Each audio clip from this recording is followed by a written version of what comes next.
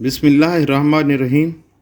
अस्सलामु अलैकुम नादरीन 25 जून 2017 सुबह 6 बजे अहमदपुर शर्किया के नज़दीक अड्डा पक्की पुल पर उस वक्त क़यामत टूट पड़ी जब सैकड़ों लोग हिर्स व लालच में आकर खेतों में बहता पेट्रोल कैनों, बाल्टियों और दीगर बर्तनों में भरने में मसरूफ़ थे कि किसी बदबख्त के सिगरेट सुलगाने से आग भड़क उठी और टैंकर धमाके से फट गया। सैकड़ों लोगों की हड्डियां तक जल गईं।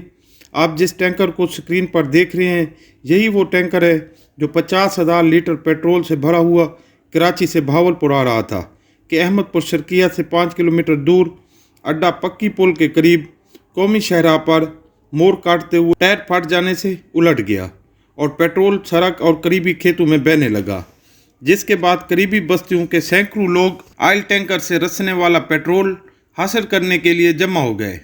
इस कदर लालच और हिर्स का आलम था कि लोगों को कालें करके और स्पीकरों पर ऐलान करके बुलाया जा रहा था, जिसके जो बर्तन हाथ लगा लेकर दौड़े चले आए। केने, बाल्टियां, देगचे, हत्ता के लोग लोटे तक पेट्रोल से भर रहे थे कि एक शख्स ने सिगरेट जलाकर जलती हुई तीली ज़मीन पर फेंकी तो आग भड़क उठी। ऑयल टैंकर धमाके से फट गया। शोले आसमान से बातें करने लगे। ज़्यादातर लाशें मसख हो जाने की वजह से नाकाबिल शनाख्त थी।